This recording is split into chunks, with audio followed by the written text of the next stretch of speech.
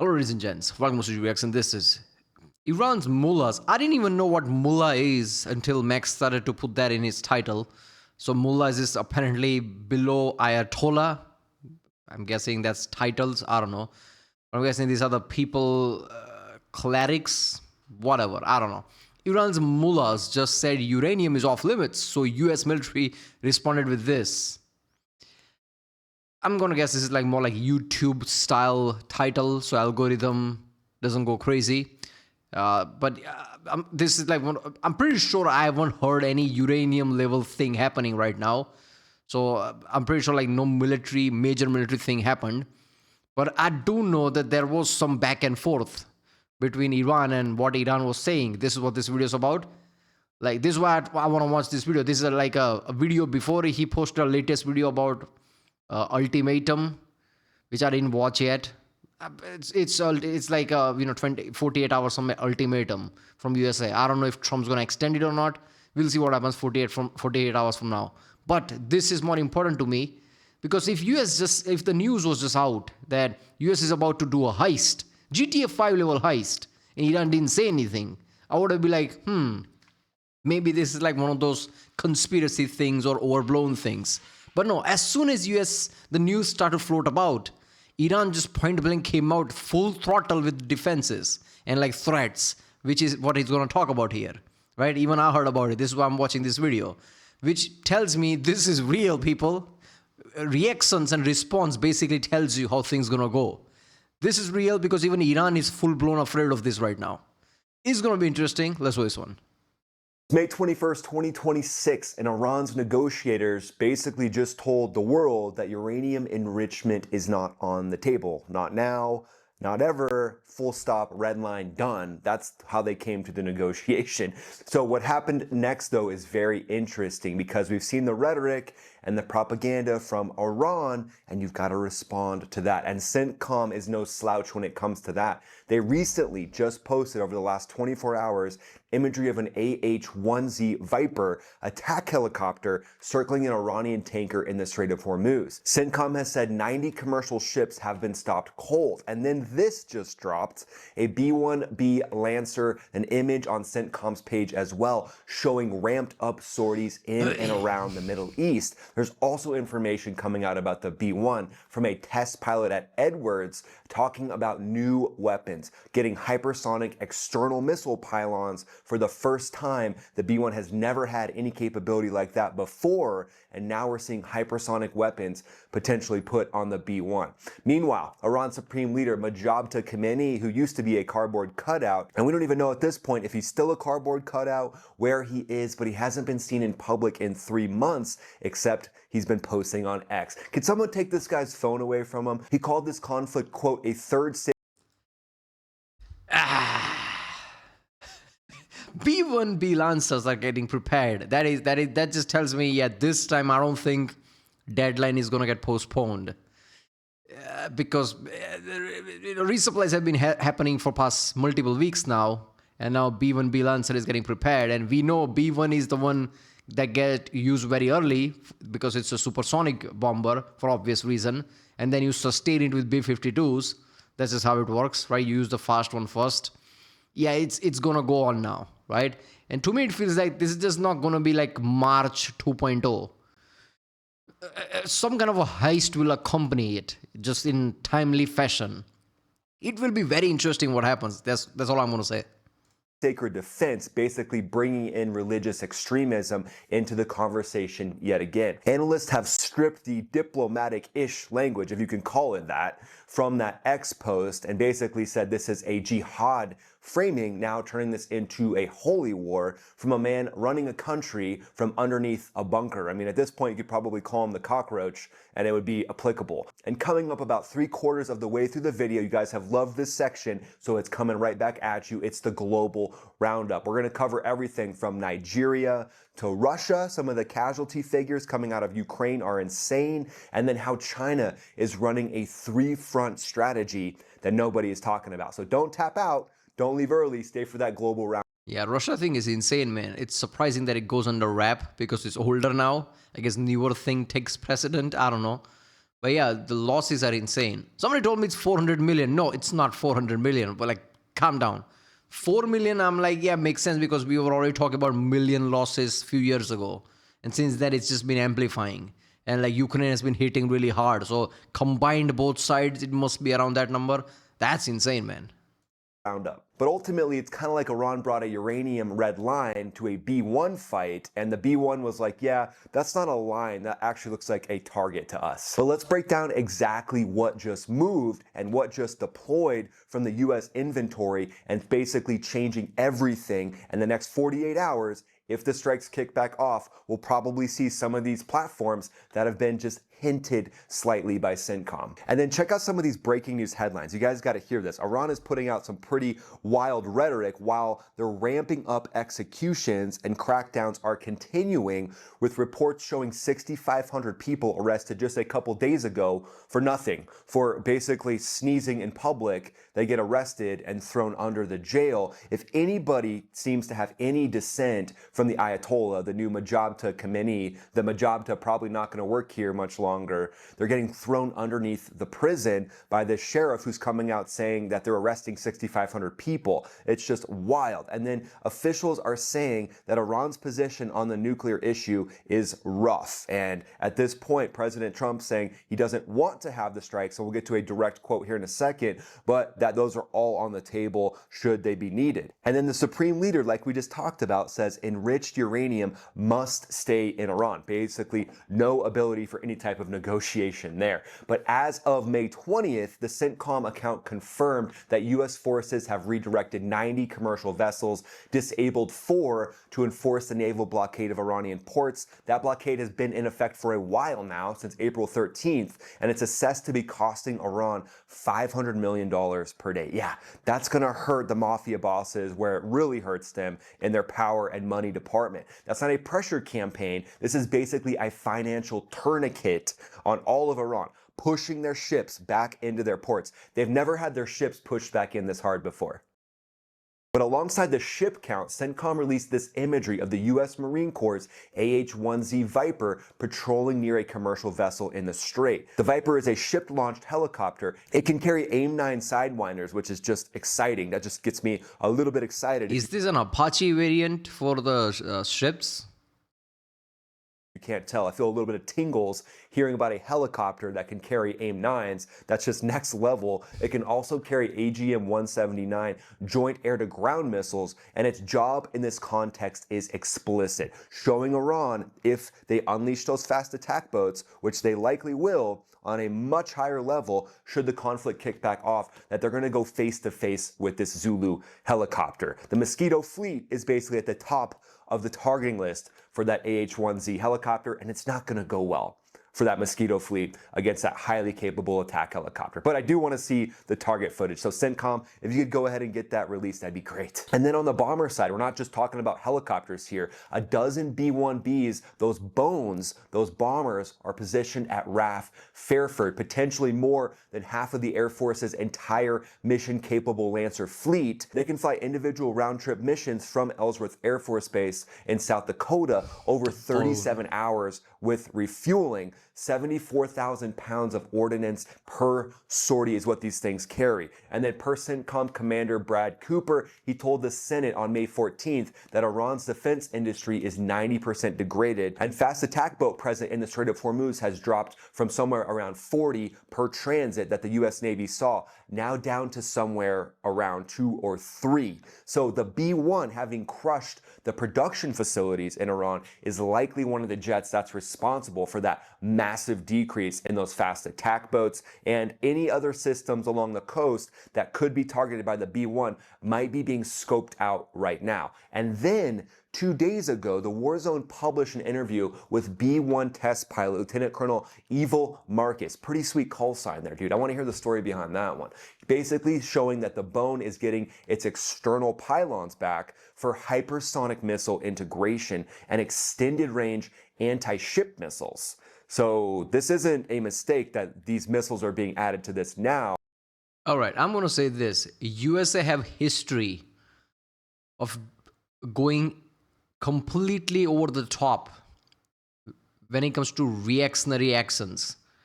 When USA realized the Soviet Union was beating USA in a space race, they just went completely insane, and we know what happened then. Apollo program, moon landing, what more than half of the world's GDP is kind of tied to that because of miniaturization of computers.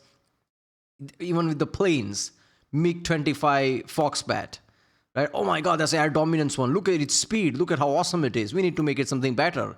And you did. It was called F-15. But turned out MiG-25 was not as good as they thought, and he was an interceptor. They didn't have the maneuverability and all that abilities. But yet you still made F-15, which was much more powerful. So right now, because of the Iran war and how it's stretching out and whatever you're learning, USA is basically reviving old things and amplifying everything else. Now, I just watched a video yesterday about Zumwalt ship, which was deemed over-engineered because it was very costly, and the things it had is like, why you need it. Now nobody's going to ask that. I've seen multiple pop-ups now after watching that video. I guess that channel was kind of like ahead than everybody else, because I popped up, like, I'm pretty sure Task and Purpose also posted some similar video very recently about the same thing.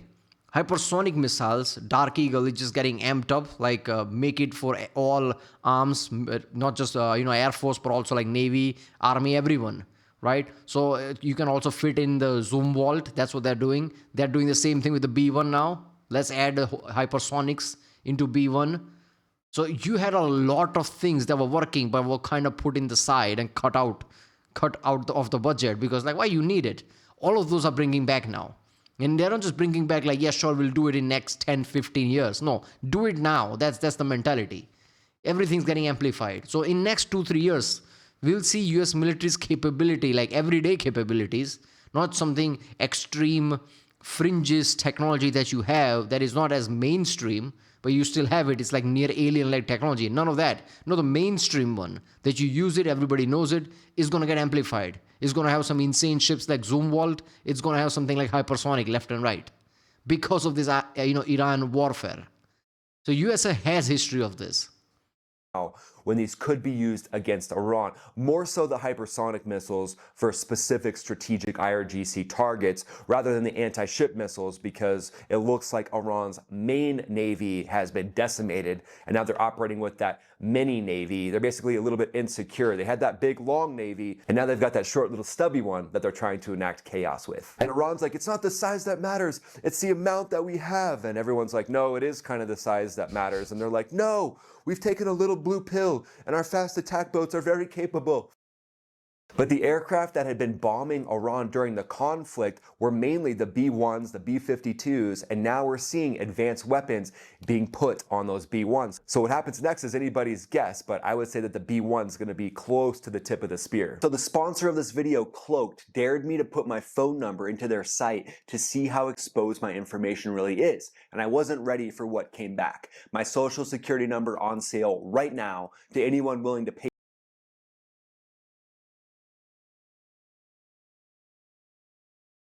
Okay. I'm like, yeah, about go to original page link and from there support this channel. You right now. So 90 ships turned around, 4 disabled. Iran is saying, that's illegal. You shouldn't be breaking the law, while they're basically extorting an international waterway. And CENTCOM's like, yeah, actually, no, this isn't illegal. This is just a Tuesday where we're not letting the Mullahs get their $500 million a day. But before we get to the targeting chain, we need to understand what Iran is actually working with right now, right? Know your enemy, know yourself. You guys know my boy Sun Tzu said that quote, but let's be honest about Iran. What they still have, because we can't dismiss the enemy and we have to know what Majabta Khamenei, what his plan might be to continuously radicalize the IRGC, where they might get more and more hardline, specifically with this quote saying they're not going to work on the nuclear issue at all. But first, let's talk about Iran's IRGC Navy. So right now we know it's built around speed, saturation, and ambiguity, basically chaos, and hiding these things in underground bunkers along the coastline. This is an image of them actually going in to the coast where they have submarine bases embedded into the shoreline. I mean, this is next. Yeah, I guess I just paused. Max was going to say the same thing. This is some next level shit. You have to give Iran credit on things like this. Who would do this?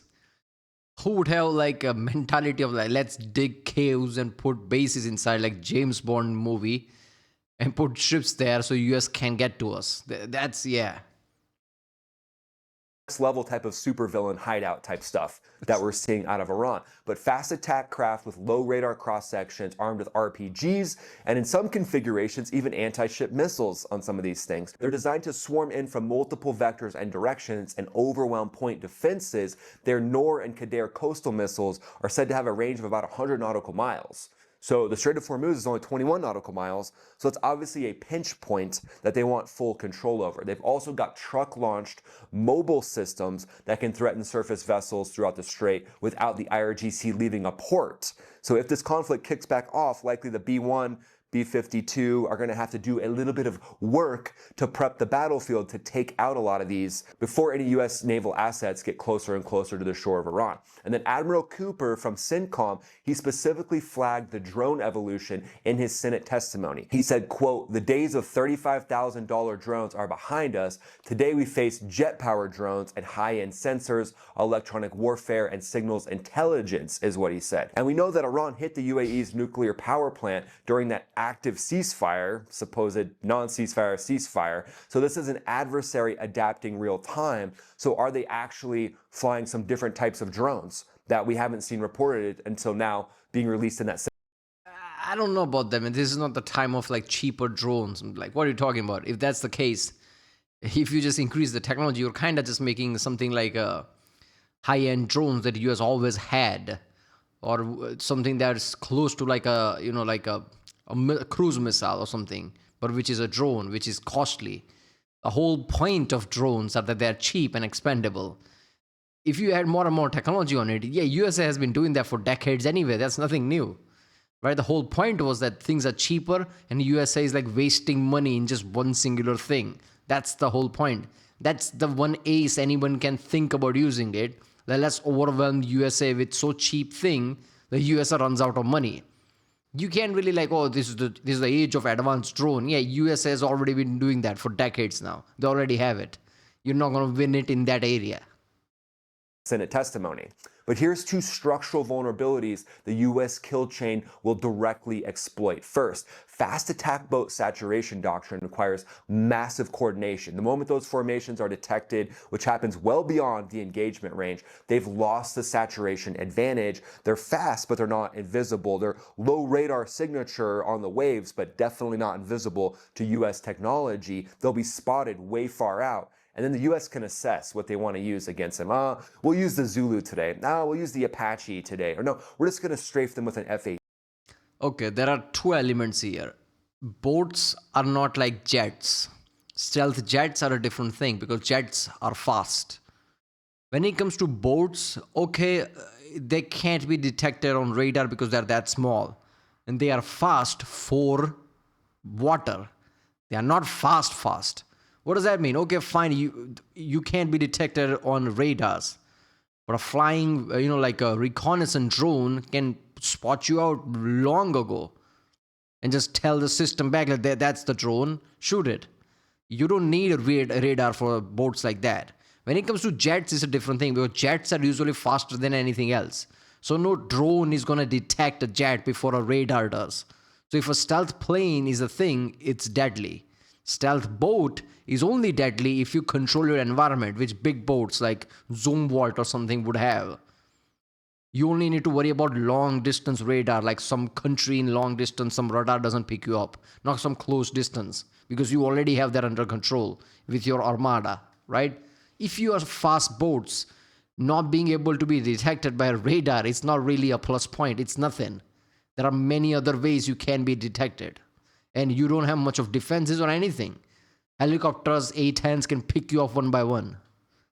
That's the different targeting list that a lot of the different assets in the area will flow through, and we'll get more into that here in a second. But remember, Iran's command and control for coordinated naval operations depends on communications infrastructure that has been a primary target for CENTCOM since the beginning of the war. But we know some of these radar sites are still up. Is CENTCOM using those for a specific reason? But basically, a mosquito fleet without a conductor is basically just a big traffic jam on the water. But Iran said they have new cards on the battlefield. The B1 said, yeah, they're getting 24 JASM slots for hypersonic weapons. I think that's kind of calling that new cards on the battlefield bluff. So you made it to the global roundup, guys. Now let's talk about the stories that you need to know from around the globe, the hardest hitting breaking news that we're seeing right now. So it looks like ISIS is scrambling after on May 16th, US and Nigerian forces took out Abu Bilal al-Manuki. The State Department designated him a top global terrorist, the number 2 in all of ISIS. He's described as the money guy for all of ISIS as well. And then AFRICOM followed with additional kinetic strikes on May 18th. 0 US or Nigerian casualties so far, but that operation isn't over. They're still striking right in that exact area. Secretary of War Pete Hegseth said, we hunted this top ISIS leader for months. We took him out and his entire posse. This is a tier 1 counterterrorism success. It basically got 0 mainstream airtime because the Strait of Hormuz or other reasons why the corporate media doesn't want to talk. I mean, who cares if you take out some terrorist who would bomb your country? Who cares about that? Yeah, let's talk about something else. Let's talk about red carpets and some celebrity or some shit. Yeah. Let's talk about Strait of Hormuz and say America is an idiot because America can't win this war. And apparently you're patriotic for mentioning that because criticizing your own government means you're patriotic. There's a difference between criticizing and there's difference between point blank opposition and coming in the way of your own military. You can oppose Trump in political sector, but point blank getting in the way of and opposing your own military and spreading misinformation, because even half information is a misinformation. Half context is also misinformation. That is not some criticism you're giving. You're getting in the way of national security because you are confusing people, and those same people will get in the way of the actual operation. Right? You want to oppose Trump, do that next time there's an election. Don't vote him in or don't vote some Republican in. That's your right. But when US military, Pentagon, your own defense sector has decided they are doing this operation, when your own military sank most of the Iranian thing with the visual proof, where other European countries who are not really pro-Trump or pro-America right now confirms that, then you don't say, yeah, but I don't believe it because look, here's a tweet from Iran's ambassador from New Zealand or something. Somebody sent me a link like that who says we destroyed all this American equipment. Oh, I wonder why would an Iranian guy would say that. That's your source? Look, man, I'm not some pro-American. I don't care either way. But you need to look at objectively what is right and not. Right? And apparently these left-wing news channels, which blew my mind recently, I didn't know it was this bad. I checked it and I see how they're omitting things. This kind of opened my eyes. I didn't see that before. I was like, okay, this is probably overblown thing where CNN, omits things at this level. But with this Iran war, I really see, yeah, they are omitting it. Yes, there are right-wing things as well, which I clearly see, but they were always there. But CNN thing, you really need to dig through to see, where they are omitting things. That's insane, man. They selectively won't talk about something. Especially global things. If USA does some significant thing take out certain counter-terrorism, no, we can't talk about pro-governmental and pro-military things, so we're not going to talk about that. Or Iran-Pakistan thing happens, we're not going to talk about that. Doesn't that affect global economy? And isn't Pakistan, a bigger partner to US? Isn't India kind of tied to global economy because it's one of the big economical powerhouse? Doesn't that affect something? No, we're not going to talk about that. We are going to talk about how India, the powerhouse, right, is somehow going to lose to Pakistan, and Pakistan is a small guy, so we have to support them. Not to mention Pakistan is a country of terror, and India is not. India is a pacifist country who doesn't attack first. Let's ignore all that. Little means we're going to talk about that and we're going to support that. Very weird left-wing news media that doesn't think more than 2 inches ahead of them, doesn't see context. This rant was inside me for a long time, and it just I just got the opportunity to get it out. That's what the rant was. About these successes, but you're hearing it right here. This is a massive success, and I want to tip my hat to all those operators that were involved, all the air power that was involved. That's a massive operation to take down ISIS's number 2. The next story of the day, as of May 21st, Russian combat losses. You guys are going to want to hear this. This is just insane. The reports that we're seeing since February of 2022 have reached 1,352,980 personnel, including 910 in the past 24 hours alone. So basically a meat grinder of epic proportions over there. The front line remains largely static between Russia and Ukraine, and Russia is absorbing catastrophic attrition and continuing to push the same exact objectives that they've had from the beginning. Every shell and soldier Russia burns in Ukraine is one less they can posture towards NATO, but Russia's probably like, sweet, we get to empty out our prisons. Like basically Russia's prison budget just went to essentially zero because they have no more felons left in their prisons, just sending them to the front lines, which is just wild. But how long can Russia keep this up? That's one of my main questions. And then you're gonna wanna hear this one about China. So China is simultaneously providing covert military support to Iran, posturing militarily towards Taiwan, and then in Balakon 2026 just featured the Nemesis anti-ship system and Japanese Type 88 missiles in a clear Taiwan contingency posture. Yeah, Taiwan, China doesn't just want Taiwan because it's their thing and they're a communistic country and they always claim Taiwan as their own. It's like one of those like disputed things that we want it for our ego. It's not just that anymore. Taiwan is a powerhouse. World economy kind of relies on it because most of the chipset you think you're using probably came from TSMC, from Taiwan. The most powerful man in any corporation right now is probably Jensen from NVIDIA, because NVIDIA is that powerful because of the AI boom and everything. And even if the AI bubble pops, the thing CUDA cores can do, even without AI, the processing power kind of goes toward that because any complex work will probably happen there. CPUs are insanely powerful, but GPU is like next level complex. So if you want some kind of a, like even non-AI, but more complex structure, you would still need that.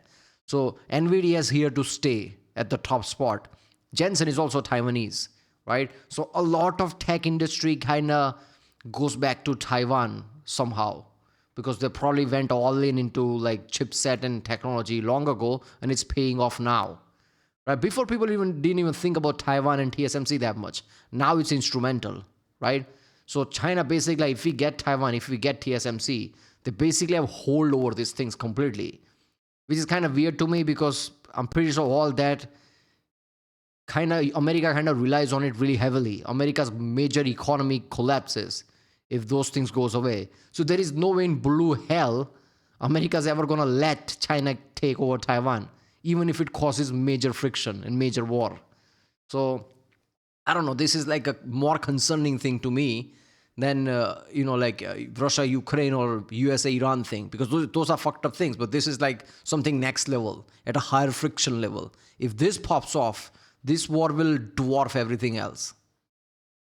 They want to have their fingers in everything at this point. They want plausible deniability as well, just like that weapons ship that was in the Persian Gulf that had connections to China. Hey, IRGC, do not steal this ship at these exact coordinates, please. That would be very rude of you. Please don't do that between the hours of 9 and 10 a.m. But that brings us to the US platforms and the targeting chain if this thing should go kinetic in the next few days. Here's how the US military answers the threat. Layer 1, AH-1Z Viper, close range maritime suppression, launched from amphibious assault ships like the Tripoli, the Boxer. The H-1Z is the fast attack boat's specific nightmare. This is what keeps those fast attack boat captains up at night. It's also got 6 weapon stations, AIM-9X sidewinders, 2.7-inch rockets, and a 20mm M197 cannon. It target site system tracks and identifies at standoff ranges, miles, well before IRGC boats know that they're being watched. Basically, that persistent watcher in the sky, the stage 5 clinger of helicopters that's not letting anything through. So to me, with the AH-1Z, it's kind of like the Mosquito fleet has met its bug zapper. And then let's move to the B-1. What would happen with the B-1 if that thing is unleashed? We're seeing ramped up sorties. A single one of those carries 75,000 pounds across 3 internal bays. GBU-31s, AGM-158s for standoff, because if this conflict kicks back off, likely more standoff weapons will need to be released. It's also being outloaded to carry the LRASM. For you acronym lovers, that stands for Long Range Anti-Ship Missile. It can carry 24 internally and also pylons to carry it externally. family. That thing's got a range of about 600 nautical miles. At this point, the B-1 is the answer to anything that Iran has along the Strait of Hormuz in that very vulnerable coastal area, including striking down any of those different bases that are integrated into the shoreline and built into the seabed. I still think it's wild that they have those submarine bases and fast attack boat bases built into the shoreline. I mean, really? And that brings us to the 40 chess strategic analysis section. So here is what Iran actually wants from the uranium red line, and it's not about enrichment. New Supreme Leader Majid Khamenei hasn't appeared in public for 3 months. The IRGC hardliners, publicly fronted by Ghalibaf, cannot be seen surrendering the nuclear program. It would be read domestically as the regime's humiliation and basically the last domino that they have besides the Strait of Hormuz being given up. So that is what I was saying yesterday or day before, whatever, right? Like, I don't know where this goes, man. What is a deal that you can give to Iran that lets them save face, as one of the quotes said from Sun Tzu? I don't know. Because Iran, if they give up nuclear weapons, any resistance that IRGC put up, what was that for? So that doesn't really give them saving face. US cannot agree to anything if they like keep the, you know, like uranium and everything. That's the main point here. That is the main goal. Like, you can't have nuclear weapons. So, and Iran has all been about nuclear weapon for past multiple decades. Go all in on that. So if they give up that, what does US give to Iran that makes Iran think like, yeah, we didn't come out complete loser? So if you don't do that, at that point, you know, like, only option you have left is to make sure Iran capitulates completely. And at that point, what do? You already attacked everything you can think of. Now maybe you go in and steal uranium. Maybe that would happen, because if you just steal uranium, which is like, how do you steal uranium? That is like, logistically, I'm keep thinking about it for past multiple days. That's a big volume of uranium. What, you usually load up on your cargo plane and steal it while creating suppressing fire so nobody comes close? They can't launch some kind of a missile at it. If I can't have it, you can't have it, just blow it up. I don't know. I don't know how that works, man. But I don't know what future, you know, like what kind of deal is going to be reached. I'm not going to lie, because it's insane. The red line isn't about uranium. It's about whether the Islamic Republic survives as a governing entity. That's the real negotiation, because that's always been their hardline stance, to push forward as hard as they can for that nuclear weapon. And now Majabta is basically trying to protect his fiefdom, because if that falls, the hardliners around him might get nervous, thinking they don't have a way to continuously pressure the world and basically hold the world hostage by saying, we might get a nuclear weapon, we might get a nuclear weapon. And so at that point, we're seeing the hardliners just push harder and harder to make sure the stance of the regime is to keep going for that nuclear weapon. But that runs directly into the face of the Trump administration's red line. And President Trump saying we may have to hit them even harder. And then he said maybe not, but it looks like right now there isn't a massive off-ramp, and the B-1 Bone and the AH-1 attack helicopter might be the alternative. So basically, the bottom line, guys, Iran drew that uranium red line. The U.S. answered with 90 ships being stopped, $500 million a day being choked off from the IRGC, AH-1Z Vipers in the air, and a B-1B fleet that's upgraded with hypersonic missiles that's basically ready to crush Iran. So what do you think happens next? What do you mean upgraded with hypersonic missile? I thought this is in the future. They already have it. Is Dark Eagle already ready? Because if they use hypersonic missile in the next attack, that would be mind-blowing. Imagine the news reaching US use hypersonic missiles. I don't know why you would use that, though. It's like, oh look, instead of a pistol, I used a shotgun. Yeah, pistol was working just fine. What is shotgun going to do?